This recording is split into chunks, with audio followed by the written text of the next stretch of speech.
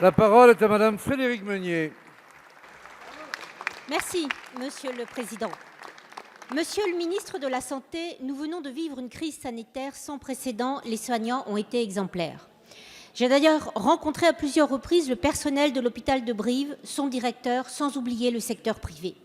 Soyez certains que je mesure leurs difficultés quotidiennes. Cependant, nous devons tirer les enseignements de cette crise, car l'épidémie de coronavirus, qui n'est pas encore terminée, a montré les failles de notre système de santé, en particulier dans les hôpitaux. Plus d'un an après le début d'un mouvement de grève dans ces structures, il est enfin apparu urgent au gouvernement de montrer son intérêt pour certaines des demandes des soignants.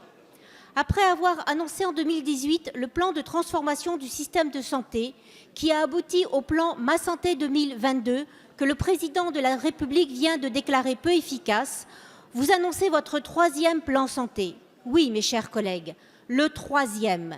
Vous avez réussi le tour de force de vouloir faire naître l'espoir et provoquer le désespoir.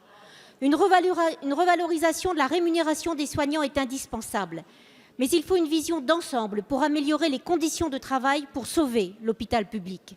Le 25 juin, lors des niches parlementaires, le groupe Les Républicains a présenté 2 propositions de loi que vous avez balayées d'un revers de main. La première, redonner des marges de manœuvre aux hôpitaux pour organiser les services de soins. En effet, cette période a démontré que lorsque l'hôpital retrouve des marges de manœuvre et que l'administration est volontaire, les équipes sont capables d'organiser son fonctionnement de manière efficace. La deuxième proposition concernait le gel des fermetures de lits et de services hospitaliers pour une durée de 12 mois. Chez moi, en Corrèze, il y a les Feuzeux et les Diseux. Où vous situez-vous? Alors, Monsieur le ministre, je vous pose la question. Le Ségur de la santé auquel j'ai participé en Corrèze sera-t-il l'anxiolytique que fut le grand débat pour les gilets jaunes? Je vous remercie. Merci, cher collègue. La parole est à Monsieur Olivier Véran, ministre des Solidarités et de la Santé. Madame la députée Frédérique Meunier, d'abord, laissez-moi vous remercier. Puisque vous l'avez dit vous-même, vous avez participé aux travaux du Ségur. Et je voudrais le dire, je considère que sur des enjeux comme l'hôpital, que l'ensemble de la représentation nationale participe, interpelle, fasse remonter ses propositions. C'est ce qui nous permet de progresser collectivement. Car si nous regardons un peu en arrière, Madame Meunier, vous avez fait le bilan des 3 dernières années. D'abord, je ne peux pas vous laisser dire que le président de la République aurait dénigré la loi Ma Santé 2022. Il a dit tout le contraire. Il a dit que c'était une excellente loi et qu'il fallait en accélérer la portée et les conséquences sur l'ensemble du territoire. En réalité, Madame la députée, si on regarde un petit peu en arrière, j'ai cherché même très très loin en arrière. J'ai cherché aussi loin que je pouvais trouver dans les archives du ministère. À quel moment est-ce qu'il avait été proposé une revalorisation des salaires pour plus d'1,5 million de salariés qui s'occupent de nous quand on est malade?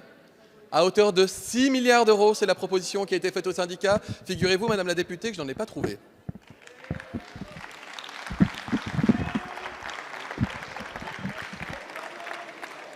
Et croyez-moi, j'ai bien cherché. Croyez-moi, j'ai bien cherché. Par ailleurs, vous posez la question de la réorganisation de l'autonomie dans les territoires, si j'ai bien compris, de la capacité de créer de la fluidité entre la ville et l'hôpital, entre le sanitaire et le médico-social. Comment est-ce qu'on fait davantage confiance aux équipes? Comment est-ce qu'on s'appuie sur le dynamique des équipes de santé, des dynamiques des équipes médicales? Comment est-ce qu'on fait vivre la démocratie sanitaire? Comment est-ce qu'on évite d'être trop du haut vers le bas? Comment est-ce qu'on est capable d'expérimenter, de changer les modes de financement, d'articuler, encore une fois, le sanitaire et le médico-social? Mais Madame la députée, c'est exactement l'objet de ce Ségur et c'est exactement ce que nous allons proposer à l'ensemble des partenaires sociaux qui sont nombreux, réunis autour de nous pour travailler sur la réforme du système de santé d'ici à quelques jours. Je me réjouis que par avance vous soyez réjouis des propositions que nous ferons et encore une fois, si elles sont accueillies dans le consensus, je pense qu'après la période d'épidémie que nous avons vécue, les Français l'apprécieraient. Merci, Monsieur le ministre.